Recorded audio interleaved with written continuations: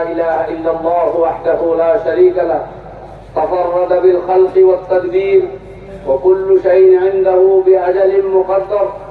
وأشهد أن محمدا عبده ورسوله أفضل من صام وقام وصلى وزكى وحج واعتمر، صلى الله عليه وعلى آله الذين أذهب عنهم الرجس وطهر، وعلى التابعين لهم بإحسان ما بدا فضل وأنور، وسلم تسليما كثيرا. أما بعد، فاتقوا الله عباد الله ولا تموتن إلا وأنتم مسلمون. يا أمة محمد صلى الله عليه وسلم، يا أهل العيد، هنيئا لكم العيد السعيد، وكل عام وأنتم بخير، وتقبل الله من الجميع صالح القول والعمل.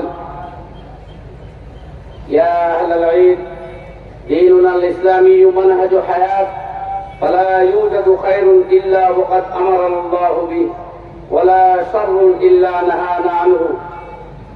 وذكر عند النبي صلى الله عليه وسلم امرأة تصلي وتصوم لكنها تؤذي جيرانها فقال هي في النار.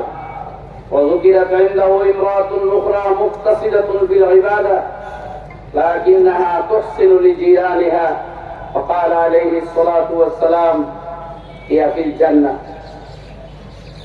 وعن أبي أمامة الباهلي رضي الله عنه أن رسول الله صلى الله عليه وسلم قال: أنا زعيم ببيت في ربض الجنة لمن ترك المراء وإن كان محقا، وببيت في وسط الجنة لمن ترك الكذب وإن كان مازحا، وببيت في أعلى الجنة لمن حسن خلقه.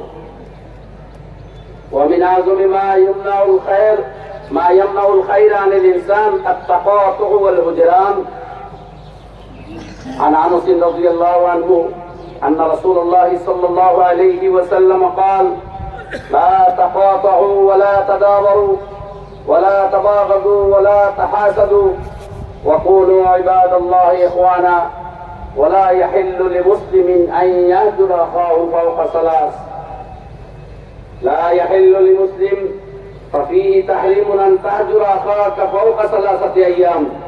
أتدري أن الهاجر لإخوانه لا يعرض عمله على الله حتى يصطلح مع أخيه، بل لا يغفر له حتى يتصالح معه. وعن أبي هريرة رضي الله عنه أن رسول الله صلى الله عليه وسلم قال: تعرض الأعمال في كل اثنين وخميس، فيغفر الله لكل امرئ لا يشرك بالله شيئا إلا امرأ كانت بينه وبين أخيه شحناء فيقول: اتركوا هذين حتى يصطلحا. اللهم أصلح بين المتخاصمين وطهر قلوبهم وألف ذات بينهم وأبعد عنهم نزغات الشيطان يا رب العالمين. وفرض رسول الله صلى الله عليه وسلم صدقة الفطر طهرة للصيام، وأمر أن تؤدى قبل الخروج إلى المصلى. الله أكبر الله أكبر، لا إله إلا الله والله أكبر الله أكبر ولله الحمد. وعن النبي صلى الله تعالى عليه وسلم أنه قال: زينوا أعيادكم بالتكبير، الله أكبر الله أكبر، لا إله إلا الله والله أكبر الله أكبر ولله الحمد. بارك الله لي ولكم بالقرآن العظيم، ونفعنا بما فيه من الآيات والذكر الحكيم.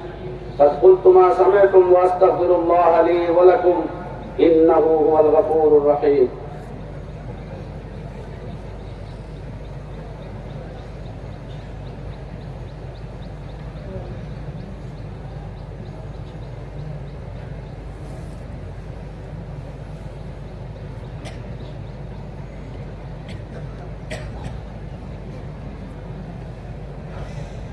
الحمد لله نحمده ونستعينه ونستغفره، ونعوذ بالله من شرور أنفسنا ومن سيئات أعمالنا. من يهده الله فلا مضل له ومن يضلله فلا هادي له.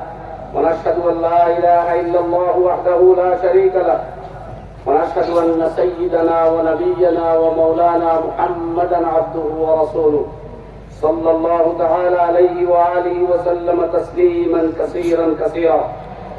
أما بعد هنيئا لكم العيد والسنة لمن أتى للمصلى من طريق أن يعود من طريق آخر. وأذكركم بصيام الست من شوال.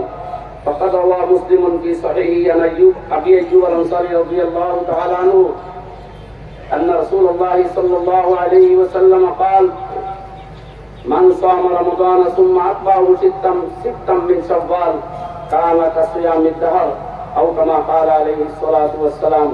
أعوذ بالله من الشيطان الرجيم. إن الله وملائكته يصلون على النبي يا أيها الذين آمنوا صلوا عليه وسلموا تسليما. اللهم صل وسلم وبارك وترحم وتحنن على سيدنا ومولانا محمد وعلى آل سيدنا ومولانا محمد كما صليت وباركت وترحمت وتحننت على سيدنا إبراهيم وعلى آل سيدنا إبراهيم إنك حميد مجيد. وقال النبي صلى الله تعالى عليه وسلم: أرحم أمتي بأمتي أبو بكر، وأشدهم بأمر الله عمر، وأصدقهم حياء عثمان، وأفضاهم علي، والسيدة نساء أهل الجنة فاطمة، وسيدا شباب أهل الجنة الحسن والحسين رضي الله تعالى عنهما وعن كل الصحابة أجمعين. اللهم اغفر للعباس وولده مغفرة ظاهرة وباطنة لا تغادر ذنبه. الله الله في أصحابي لا تتخذوهم من بعد غرضا، فمن أحبهم فبحبي أحبهم، ومن أبغضهم فببغضي أبغضهم. وخير القرون قرني ثم الذين يلونهم ثم الذين يلونهم. اللهم إنا نسألك العافية في الدنيا والآخرة. اللهم إنا نسألك العفو والعافية في ديننا ودنيانا وأهلنا وأموالنا. اللهم استر عوراتنا وآمن رواتنا. اللهم احفظنا من بين أيدينا ومن خلفنا وعن أيماننا وعن شمائلنا ومن فوقنا، ونعوذ بعظمتك أن نغتال من تحتنا. اللهم انصر عبادك المرابطين في المسجد الأقصى وكن لهم عونا ومؤيدا ونصيرا. اللهم آمنا في دورنا يا أرحم الراحمين، وأصلح أئمتنا وولاة أمورنا، واغفر لنا ولوالدينا والمسلمين يا رب العالمين. اللهم ألف بين قلوب المؤمنين، اللهم ألف بين قلوب المؤمنين، وأصلح ذات بينهم، وانصرهم على عدوك وعدوهم يا أرحم الراحمين. اللهم انصر إخواننا في كل مكان يا رب العالمين. ربنا اغفر لنا ولإخواننا الذين سبقونا بالإيمان، ولا تجعل في قلوبنا غلا للذين آمنوا ربنا إنك رؤوف رحيم. عباد الله، إن الله يأمر بالعدل والإحسان وإيتاء ذي القربى وينهى عن الفحشاء والمنكر والبغي يعظكم لعلكم تذكرون.